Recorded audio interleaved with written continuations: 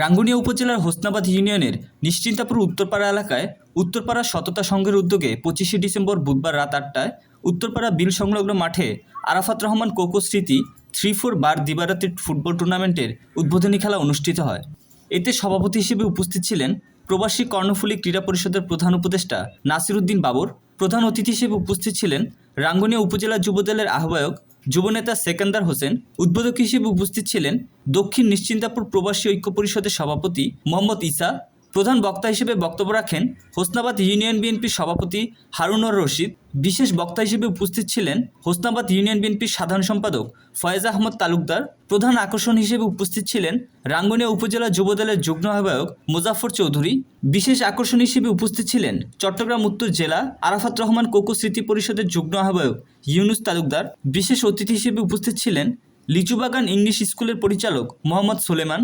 আরও উপস্থিত ছিলেন খোরশেদ আলম, রাজা মিয়া, রাজু, মুসা সওদাগর, নুরুল আলম, ইসমাইল, আব্দুল মালেক, আবুল কালাম, আবু বক্কর, মোহাম্মদ মুসা, তমিজ উদ্দিন, আহমদ শফা, আবুল হোসেন, রাঙ্গুনিয়া উপজেলা যুবদলের যুগ্ম আহ্বায়ক সালাউদ্দিন, ইমরান হোসেন, হোসনাবাদ ইউনিয়ন যুবদলের আহ্বায়ক ইয়াসিন আরাফাত, যুবদল নেতা মোহাম্মদ সোহেল, আবুল কাশেম, মোহাম্মদ লোকমান, ইউনুস, হোসেন তালুকদার, কাউসার, দিদার। আমন্ত্রিত অতিথি হিসেবে উপস্থিত ছিলেন আরাফাত রহমান কোকো স্মৃতি পরিষদের সভাপতি ওসমান গনি, সাধারণ সম্পাদক নাসির উদ্দিন, বিশিষ্ট প্রবাসী মোহাম্মদ ফয়জুল্লাহ, আব্দুল কাদের, সাদ্দাম হোসেন, মোহাম্মদ রফিক। অনুষ্ঠান সঞ্চালক হিসেবে উপস্থিত ছিলেন নাজিম উদ্দিন। উদ্বোধনী খেলা সরাসরিভাবে প্রতিদ্বন্দ্বিতা করেন নিশ্চিন্তাপুর স্বপ্নপূরণ ক্লাব বনাম চন্দ্রঘোনা ব্রাদার্স কিং। আক্রমণ টু পাল্টা আক্রমণের মধ্য দিয়ে গোলশূন্য ড্র হলে রেফারির সিদ্ধান্তক্রমে খেলা ট্রাইব্রেকারে গড়ায়। ট্রাইব্রেকারে নিশ্চিন্তাপুর স্বপ্নপূরণ ক্লাবকে 2 গোলে ব্যবধানে পরাজিত করে দ্বিতীয় রাউন্ডে উত্তীর্ণ হয় চন্দ্রঘোনা ব্রাদার্স কিং। থেকে আজকে উপস্থিত হওয়ার জন্য আমি ধন্যবাদ জানাচ্ছি এবং আজকের এই খেলা শুভ উদ্বোধন ঘোষণা করছি। আমি আজকের এই খেলা সফলতা কামনা করে আমার বক্তব্য এখানে শেষ করছি। এখন আপনাদের সম্মুখে আকারে উদ্বোধন ঘোষণা করবেন। যখন আওয়ামী লীগ আমল ছিল, আওয়ামী লীগ আমলে ছেলেরা খেলাধুলা থেকে অনেক পিছিয়ে ছিল। সবাই নেশা, মোবাইল এইসব নিয়ে ব্যস্ত ছিল।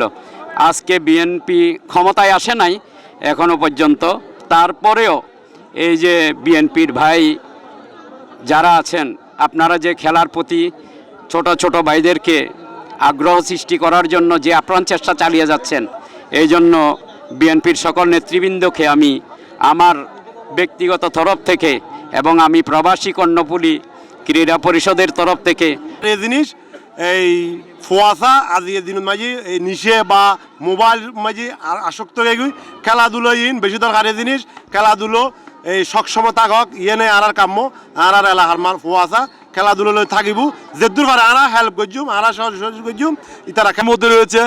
বিশেষ করে মাদক এবং বিভিন্ন অনলাইন জুয়ার মাধ্যমে আমাদের যুব সমাজ ধ্বংসের দ্বার প্রান্তে যাচ্ছে।